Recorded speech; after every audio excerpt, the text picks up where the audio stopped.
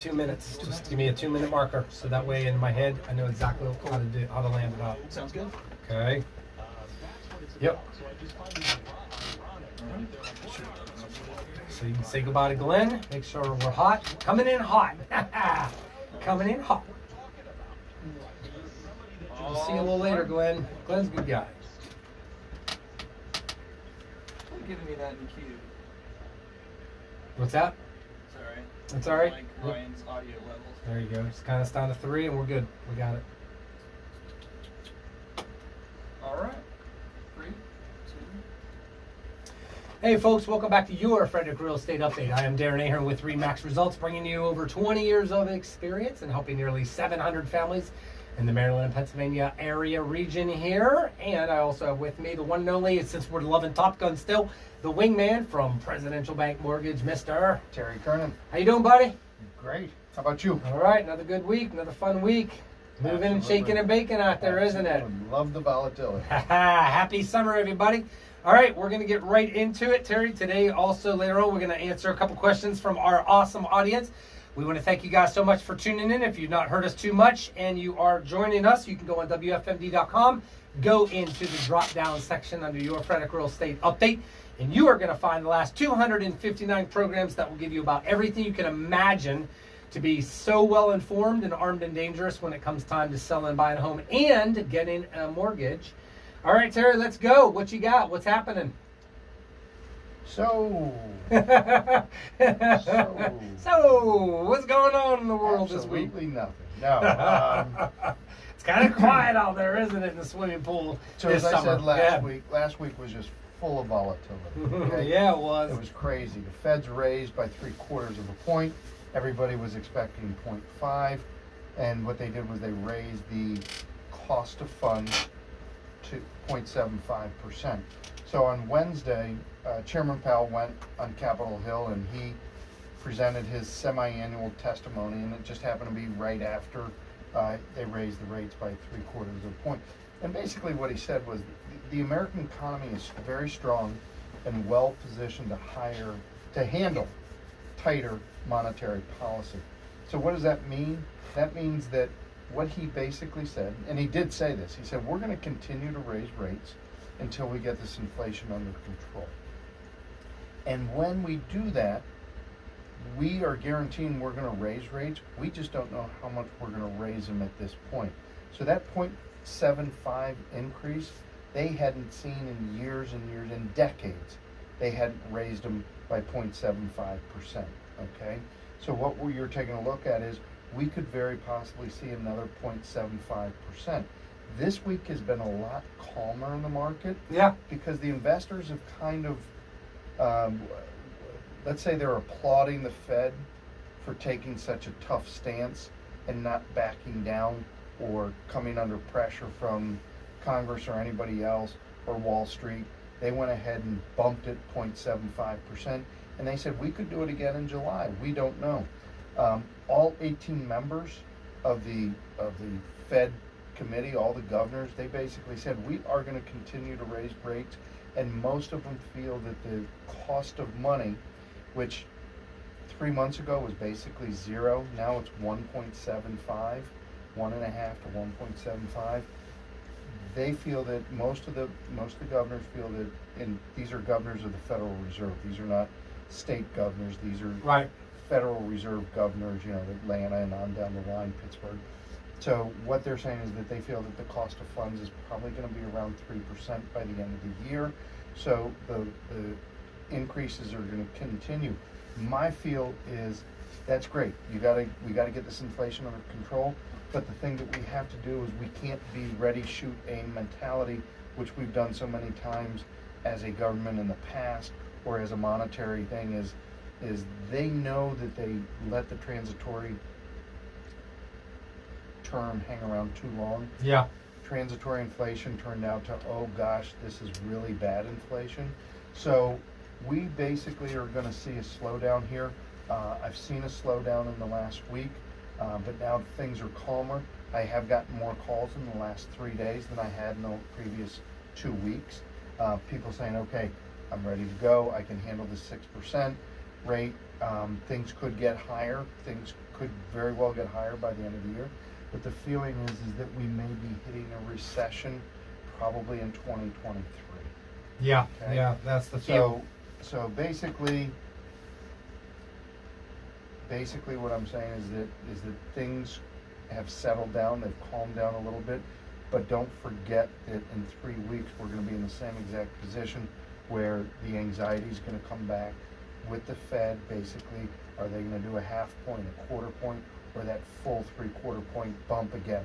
Will they ever do a 1 point jump? No, that signals that the ship has hit the iceberg and the band's playing on the deck and Oh, things boy. are going down. Okay, that's not going to happen. Nope. And they don't want to send that message.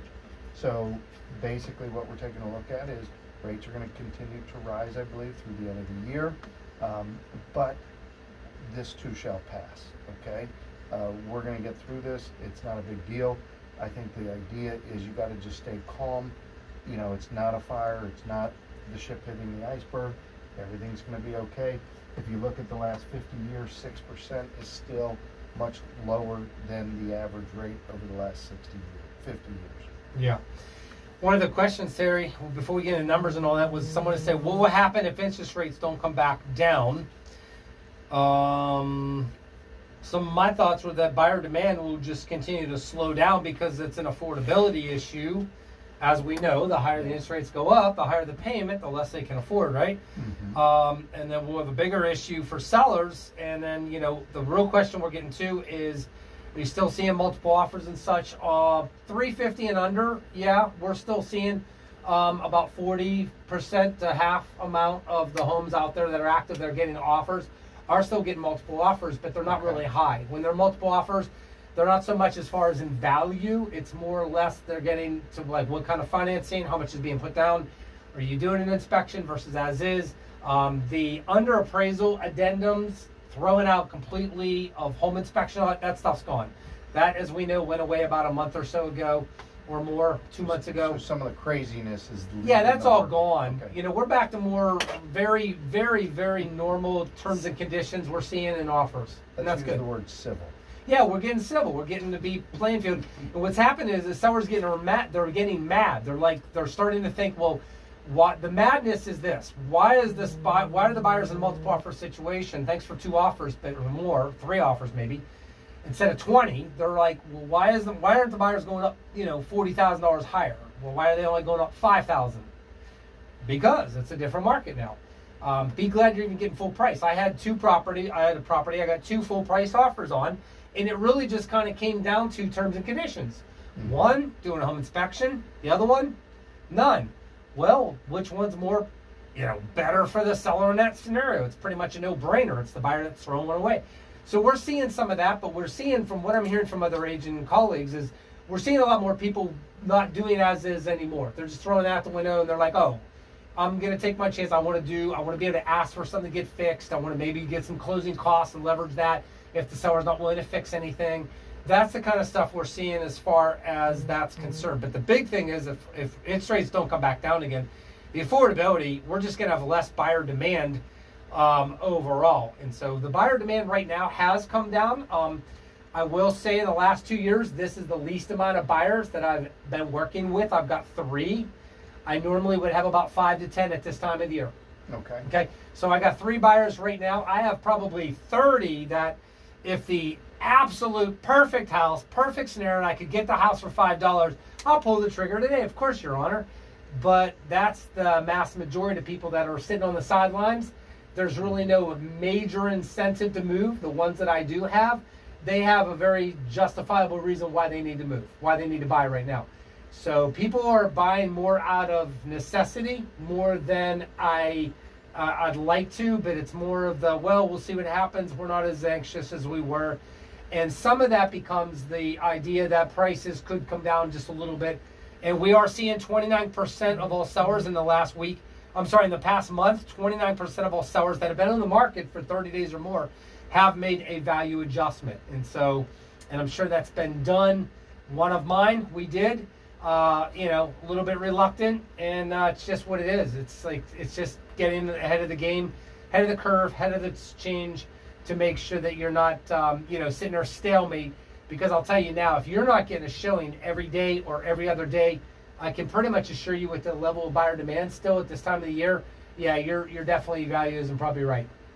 So one thing that I've seen a definite increase in, and I barely saw any in the last 2 years, is open houses.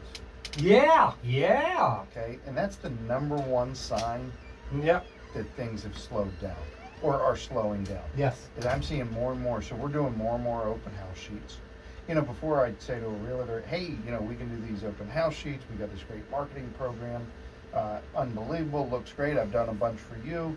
And the realtor's response was, don't need it. I've got, you know, 5 contracts coming in. That's it. Well, 5 offers before the ink on the paper for the flyer can get into the box outside on the sign is dry.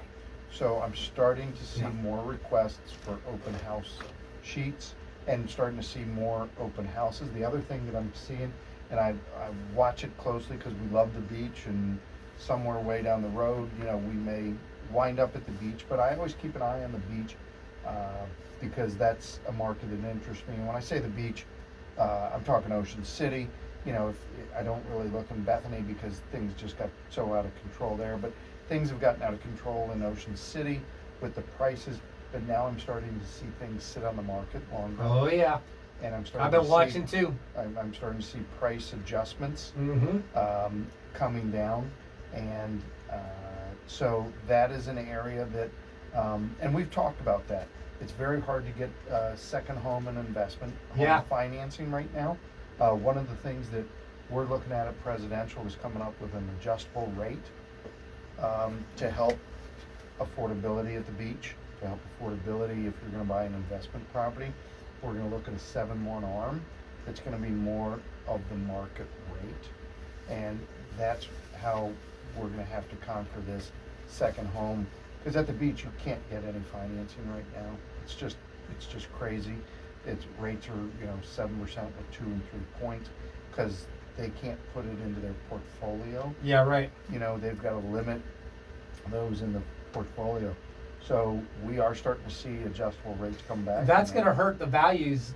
A secondary market, investment or second home market like Ocean City and other places like that, predominantly, if you don't have a lot of buyer demand that's primary residence for there, you're absolutely right. Their values is going to crack the fastest simply because it's so hard to get financing. It's almost like a condo that you can't get an FHA loan for and such like that it can only be, say, conventional. Well, of course that's going to hurt the seller. That's going to kill your value. It's going to hurt it 5, 10, 15%. Who knows, right? But it's definitely a game changer for value. That's the thing I see about what I'm paying attention to. And that's why, I've been always interested. As everybody knows, I've lived down there. I had stores there out of college, and I was lived there for years. And so I'm very familiar with Ocean City's market. And as far as a second home, yeah, it can be really good if you're going to Airbnb it at $300 a night or $25,000 or $3,000 a week. It's going to be profitable, but these values right now are going to crack hard. Whenever somebody can't, somebody's going to put down 25, 30% and pay 7.5% interest rates with points. That's going to make you second guess it all, right? Yeah. So the beach, I think we're going to see come back into orbit. Yes. It's been in outer space for the last several months. Crazy. So. But a 7-1 ARM, that sounds good. We're going to talk more about that because we did have someone ask, is it smart to start thinking about doing an ARM loan rather than a fixed rate loan coming up? So I need you to think about that. All right, recession. We talked about this. We haven't gotten into this. A recession doesn't equal a housing crisis. Go ahead and share about, because the big shadow word box now is we're going to have a recession, a depression, all that stuff. And that doesn't always mean values. See, a recession doesn't mean necessarily all values of homes go down. Incorrect. It could in certain areas. The problem is 2008. That's the problem. And if you get your head away from 2008 and you think about what you're going to share right now, it's a different story maybe. You never know. But go ahead and share. So one of the things, and I've said it on the show a million times, fear breeds fear. We saw a lot of that last week. Anxiety breeds anxiety. And one of the biggest things is they were talking about, well, with the rates going up, it's going to put us into a recession, okay? So really, what is a recession? A recession is 2 quarters back to back. So 6 months where the GDP it's not growing anymore, where the GDP is down, okay? So that's basically what a recession is where the economy slows down and it is no longer chugging at these huge numbers. So the first thing that everybody has kind of said to me, and I talked last week, I talked to a lot of people that were just so anxious about what's going on, is the value of my house is going to go down if we hit a recession. And I couldn't disagree with them because I didn't know the facts. I didn't look at it. Yeah, right. I'd say, well, that's not necessarily true. And they said, well, 2008 and da-da-da-da. Yep. So I did some research. I found some interesting things. Let's take a look at the last 6 recessions, okay? 1980, 1981, 1991, 2001, 2008, through 2008, and then 2020, okay? In the last 6 recessions, housing prices went down in only 2 of them, okay? So let's think about this. 2008 was the perfect storm for everything, okay? We don't have to talk about what happened in 2008, Oh, but man. I will tell Just you go that- watch the movie Wall Street a couple times. Yes, yes. The Big Short. Yeah, The Big Watch Short. The That was Big it. The Short. Big Short. So watch The Big Short, but you'll understand 2008, we lost 19.7% of the value on average across this country during that recession. That recession to me was more of a depression, okay? Yeah, no But kidding. what we're taking a look at is 2008, that's what everybody has on their mind. But in 2020, we had a recession. A lot of people say, oh, we had a recession? Yes, we did. Yeah, we did. What happened to home sales in 2020? 6% increase, okay? 2020, or 2001, we had a recession in 2001. How many people remember that recession? Nobody. You know why? Because home values went up 6.6%. Right, because that was 1991. only tied to, what was it, the .com or what was it, 2001? That was tied to more of the .com stuff, wasn't it? Yes. That's why it wasn't mortgage. 2008 was a mortgage meltdown. 2001 was a .com investing side. 2020 was COVID, for God's sakes, which Yes. was a health thing, a health crisis, and jobs and everything shutting down, which we've never had, that forced a recession, right? Yeah. And actually, because of that happening, we saw housing increase, the demand for housing increase to be able to live and be where I want to be, since I'm going to be now telecommuting, sticking at home and working from home and be with my family, God knows how long, that created an increase. But go ahead back to 91, because I remember that one good. So 91, okay, home values went down 1.9%. So let's say they went down 2% during that recession. So 1991 down 2%, 2008 down 20%. Those are basically the only it. 2 recessions. Yeah. Now in 1981, okay. in First of all, 1991 was the Gulf War. What was the reason for a recession in 91? Do you remember? What would we pin that on today? I don't remember. I'd have to. I look thought it was that interest rates went pretty high. They were Well, above 10. interest Right, rates. interest rates were high. Economy stuff. We had economy things. We had the Gulf War thing. We had a lot of stuff going on in 91. I was in college. And I do remember, and I know because we built homes, we did portable foundations, my parents, our company, and 91, I remember our business went from like 20 million to like 12 million. Mhm. We almost went like 40% in our production, which was related to nothing but housing. So bingo, we knew something was going on. Even though I was in college, I was smart enough to know this ain't good. Go ahead. Yeah, so interest rates in 2008 were 6% like they are today. Yep. In 1992, they were about 9%. Yep. Or 91, they were about 9%. 9 to 10, yeah. But think about this. In 1981, where everybody talks about interest rates, that was the highest period I can ever remember interest rates being, and I think it's the highest they've ever been. They were, on average, 1981 at 16%. Guess what happened during that recession? Home values went up 3.5%. That's Are you what's kidding nuts. me? Exactly. Are you kidding me? And the only thing that could drive that in a market that's 16% interest rates is pure buyer demand. Mhm. Had to be. Nothing else could possibly do that, right? Right. High buyer demand. So we had a recession in 1980 and 1981, okay? In 1980, interest rates were 13.75% Yep. on average, And they went up. and home values went up on average 6%. Yeah, which is above average. Yes. So Buyer during demand. the worst time of interest rates in our economy ever, Yep. where rates were 16, 13, 14 to 16%, home values increased almost 10%. So here's the moral of what I pull away with these last 6 recessions and how it affected housing and values and everything is really this. The two times that we saw a decline in values during a recession primarily was pointing to was not pointing to interest rates going up. It was more pointing towards our economy deteriorating because of a mortgage meltdown and the stock market meltdown or other factors that directly are related to the economy as a whole, not just one segment. That's what I walk away with. Yeah, so now when somebody says, wow, we're going into a recession, my house is going to lose value, now I've got some education behind me that I can say, no. Doesn't necessarily mean that's going to happen. Doesn't mean that's going to happen. But the number that stunned me the most was 80 and 81, where you had interest rates between 14 and 16%. And values of homes going up. And values went up 10% in those 2 years. Here's the next thing to look at, piece of the pie that helps people, is what was the inflation average rates during those 6 recessions? Where was inflation? Because right now, we're having it grow and get out of control the fastest we've ever seen it, I believe.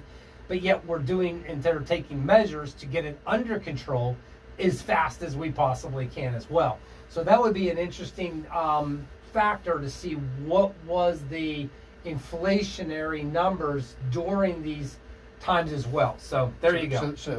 So Professor, you just gave. Yeah, I gave you a homework, Terry. Come on, as a lender. Assignment. You may even, I don't know, you may know that. You may know that. Killing me. But this is good. I think this is all very positive news, though, for people to not panic and realize it doesn't necessarily mean the sky is actually falling. Yeah. And to see, and let's be honest, the affordability, I don't think it's going to be a bad, crazy bad thing if in the next year or two we see values in our area flatten out, right? Like plateau out or come down 5, 7, 10%.